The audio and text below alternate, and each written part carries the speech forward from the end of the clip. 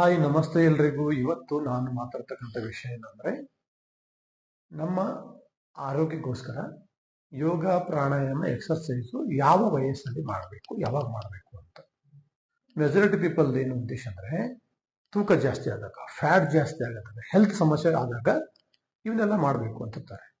ಆದರೆ ತೂಕ ಜಾಸ್ತಿ ಆದಾಗ ನಮಗೆ ರನ್ನಿಂಗ್ ಎಲ್ಲ ಮಾಡಲಿಕ್ಕೆ, ಎಕ್ಸರ್ಸೈಸ್ ಮಾಡಲಿಕ್ಕೆ ಬಾಡಿ ಸಪೋರ್ಟ್ ಮಾಡಲ್ಲ. ಫ್ಯಾಟ್ ಜಾಸ್ತಿ ಆದಾಗ ಉಸಿರಾಟಕ್ಕೆ ತೊಂದರೆ ಆಗುತ್ತೆ, ಅವಾಗೂ ನಮಗೆ ಎಕ್ಸರ್ಸೈಸ್ಗೆಲ್ಲ ಅವಾಗ ಬಾಡಿ ಸಪೋರ್ಟ್ ಮಾಡಲ್ಲ. ಈಗ ಎಕ್ಸಾಂಪಲ್ ನಿಮ್ಗೊಂದು ಹೇಳ್ತೀನಿ.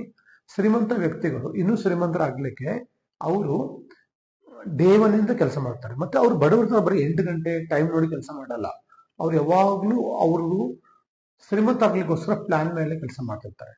ಈ ಆರೋಗ್ಯ ವಿಷಯ ಅಂತ ಬಂದಾಗ ಮೆಜಾರಿಟಿ ಪೀಪಲ್ಸ್ ಮಾಡೋದೇನಂದ್ರೆ ಹೆಲ್ತ್ ಕೆಟ್ಟ ಮೇಲೆ ಮಾಡ್ಬೇಕಂತ ಅನ್ಕೋತಿರ್ತಾರೆ. ಹಾಗಾಗಿ ನಾವೆಲ್ಲರೂ ಸೇರಿಸಿ ಒಂದು ನಿರ್ಣಯ ಮಾಡೋಣ. ಏನಂದ್ರೆ ಯಾವಾಗ ನಾವೀಗ ಆರೋಗ್ಯ ಆಗಿದ್ವಿ ಇವಾಗಿಂದ ಸ್ಟಾರ್ಟ್. ಅನಾರೋಗ್ಯವಾಗಿದ್ದಾಗ ಅನಿವಾರ್ಯವಾಗಿ ಮಾಡ್ಲೇಬೇಕಾಗತ್ತೆ, ಅದು ಸೆಕೆಂಡರಿ.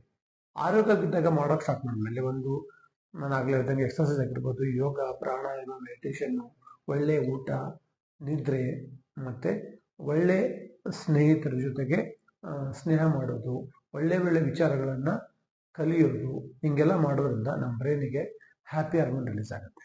ಜೊತೆಗೆ ನಮ್ಮ ಮನೆಗೆ ಎಲ್ಲರೂ ಹ್ಯಾಪಿ ಆಗಿರ್ತೀವಿ, ಹೆಲ್ದಿ ಆಗಿರ್ತೀವಿ. ಅದರಿಂದ ನಾವು ಫೈನಾನ್ಷಿಯಲಿನೂ ಗ್ರೋ ಆಗಲಿ ಸ್ಟಾರ್ಟ್ ಮಾಡ್ತೀವಿ. ಫಸ್ಟ್ ನಮ್ಮ ಮನೆಯಲ್ಲಿ ಕಿರಿಕಿರಿ, ಅದಾದ್ಮೇಲೆ ಸಿಟ್ಟು, ಜಗಳ ಇವೆಲ್ಲ ಕಡಿಮೆ ಆಗಿ ಮನೆಯೇ ಮಂತ್ರಾಲಯ, ಮನಸ್ಸೇ ದೇವಾಲಯ ಅನ್ನಲ್ಲ. ಅದಕ್ಕೋಸ್ಕರ ಯೋಗ ಎಕ್ಸರ್ಸೈಸ್ ಅನ್ನ ಆರೋಗ್ಯವಾಗಿರುವಾಗ ಮಾಡೋದು ವೆರಿ ವೆರಿ ಇಂಪಾರ್ಟೆಂಟು.